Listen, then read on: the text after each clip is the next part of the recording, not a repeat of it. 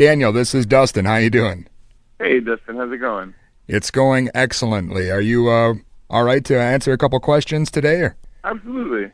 Okay, well, I will get started here and ask you, kind of the typical question, how did you get started or what made you kind of want to get into the business?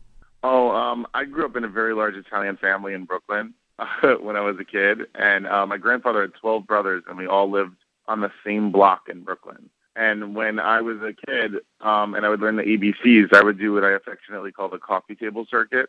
So each time I learned anything, I would go from one aunt and uncle to the other and perform on the coffee tables of everybody on the same block in Brooklyn. So I got used, at a very young age, I got used to performing, and that was that. I got addicted to it. And I went to college for it and continued on with my career afterwards, and just been a performer ever since. So did you go into films right away after school, or did you do kind of like the weird commercials and the TV guest spots and that sort of thing?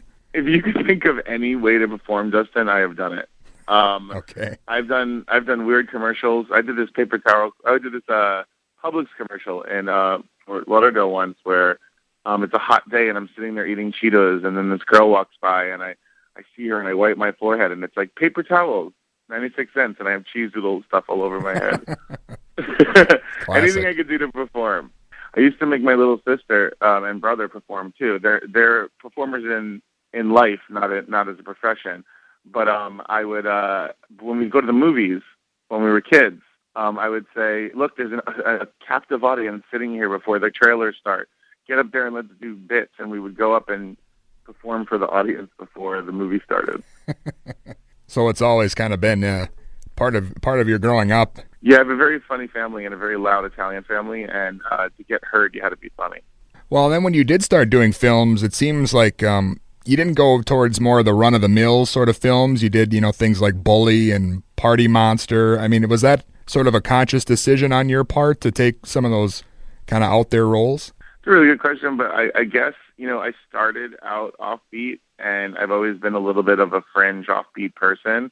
And the things that I got excited about when I was going to audition for them were always the weird things. And I guess it's just a natural progression that I ended up in the beginning taking more offbeat stuff. And after I started making a pattern of doing these weird sort of fringe things, and that's what my fan base was growing for, and it became what I was appreciated for. It's also stuff that I like doing. So I still like to take things that are just a little different than the normal fare. Definitely. And of course, this is the 10-year anniversary of Mean Girls. A lot of people know you as Damian in that film. Can you kind of tell us, your memories of being on set when you were filming that?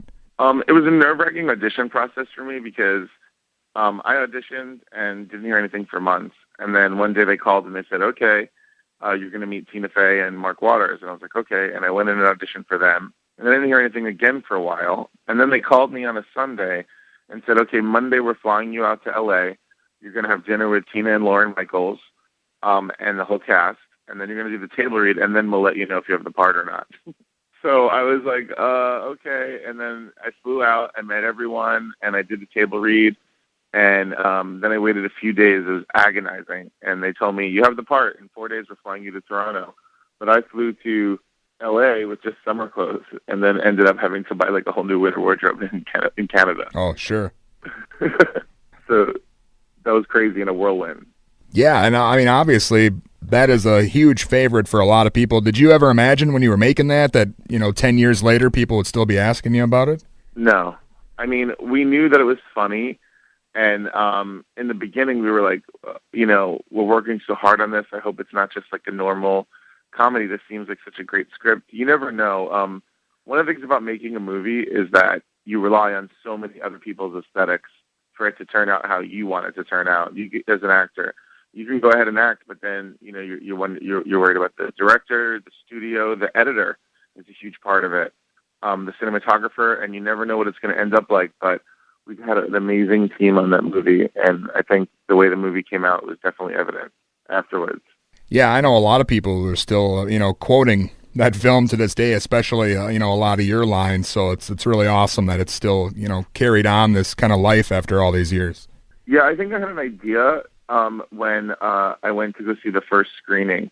I was doing like a radio station thing, and I was shooting T-shirts out of a cannon, and everyone, this is Daniel Franzese. Welcome to, he's in the movie, and nobody cared, because nobody knew who I was before the film. And then after the film, I was like Justin Bieber, like I was like trampling kids trying to get out of there, like, and I couldn't believe the way people reacted to it, and I was like, man, this is not normal. This, like, there's something special here. Yeah, we recently had Lacey Chabert on the show and asked her about the kind of rumors of the reunion happening, and her people told us we weren't allowed to talk about Lindsay Lohan and bring up all that stuff. So I don't know. Have you heard anything about maybe a sequel or some sort of reunion or something happening? I don't. Right now, I think the idea of a sequel is not happening with all of us, because everyone's schedules and, like, so many people have gone on to do, really big movies, which means really big paychecks. Sure. But they're making the Goonies too now with the original cast, so who knows? Maybe one day, anything's possible, I guess. But we tried to get together, all of us together, to do something earlier this year. But like I said, we're all in different places working on different projects, so it's really hard to get us all together with our working schedules. Sure. Well, and here's a question I have to ask, and it's kind of dumb. I think that this is even an issue in this day and age, but I know you recently came out publicly as gay. Has that caused you, any problems as far as your career or anything like that? Before I came out, it did. 2004 is a different time than it is today. Sure. And I feel like, the roles that were being written at that time, at the very precipice of gay exploitation in cinema, were so cliche, and they were used as fodder for jokes. And it was a really exploitative time. But I guess, just in the way of blaxploitation in cinema, we've kind of progressed out of that a lot. And I've been playing more gay roles recently, and they're interesting, complex human beings with interesting characters. I mean, I think writers in Hollywood have sort of been catching up to normalcy as far as that goes. Right. So I have less of a problem with it now than I did 10 years ago, when the roles just weren't there, and they were, people wearing feather boas and, and making jokes about the character. Whereas, like, now, the characters have all of these interesting arcs and amazing things happening because writers have sort of caught up.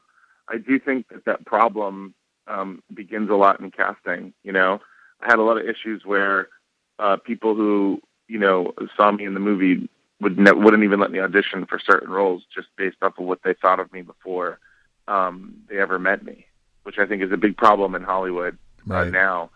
There still probably is a gay glass ceiling, I think, going on in Hollywood, where a lot of people are afraid to come out because of that reason. And I think I've gotten so many beautiful responses from people all over the world.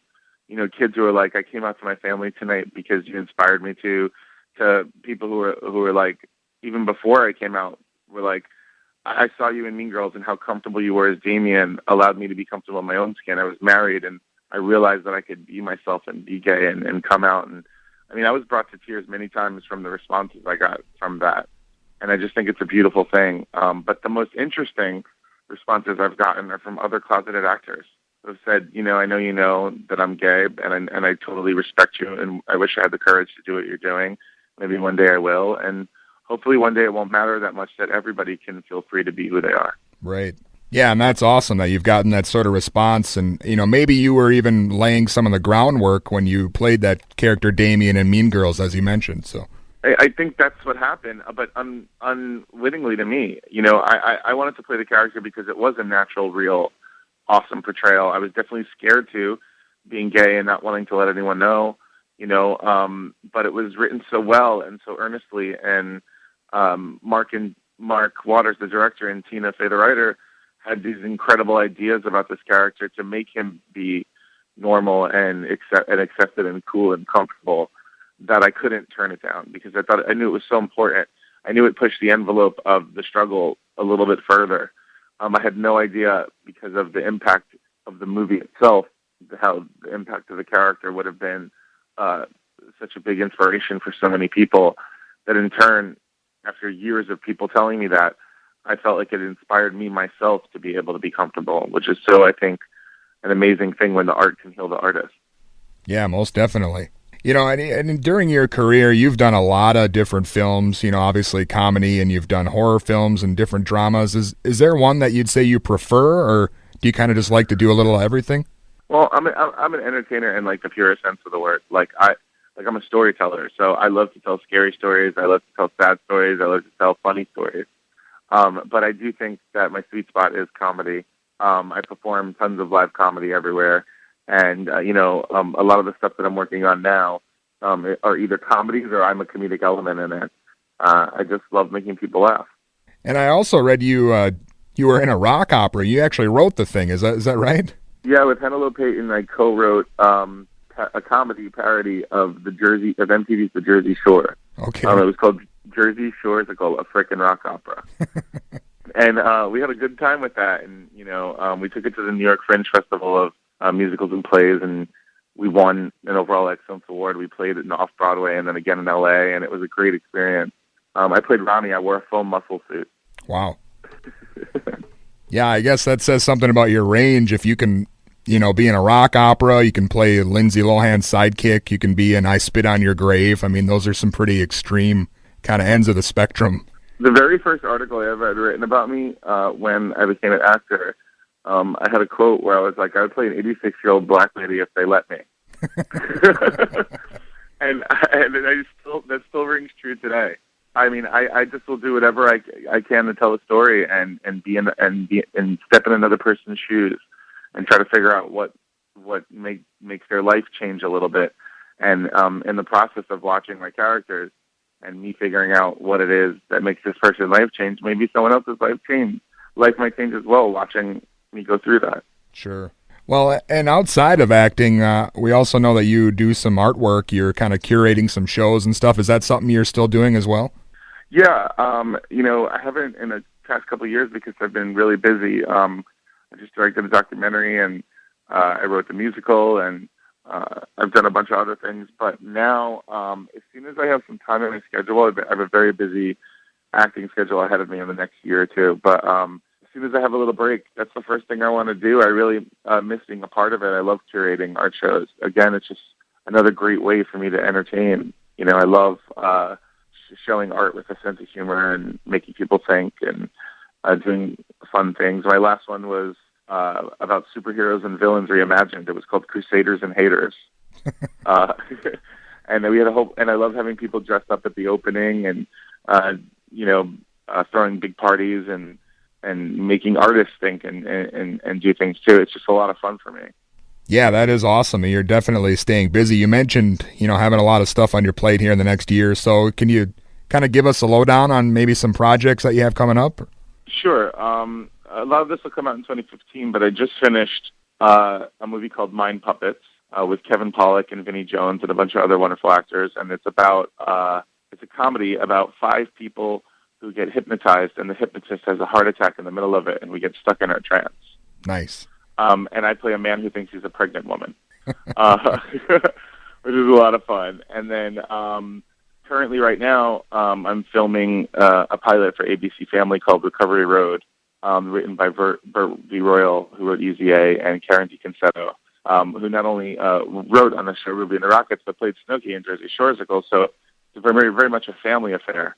But it's about a young girl who in a private high school who gets caught drinking and doing drugs and has to make a deal to live a double life and spend her nights and weekends in a sober living facility, where I play someone in recovery who was a go-go boy when he was young, but quit cocaine and got chubby. Okay. So that's definitely a lot of fun. And I have other stuff coming up after that I can't really talk about yet, but those are the 2 to look forward to for now. Well, yeah, and I appreciate you kind of squeezing us into your busy schedule. Before we let you go, is there any final thoughts you want to leave the listeners with? Just keep a lookout for me, because I really do have a need and a wish and a desire to fulfill, where I really just want to tell the best stories in the best ways I possibly can. I'm so grateful to God to have this opportunity to be able to do this for people for a living. It's just a great thing. It's my definition of talent that, God shines some light on you. And when you use your talent, you're able to reflect it back so other people can bask in it. So look out for my light. All right, beautiful. Thanks again for being on with us. It's been great. Thanks so much, Dustin. I appreciate it. Hope to talk to you again someday. All right, sounds good. Have a good one.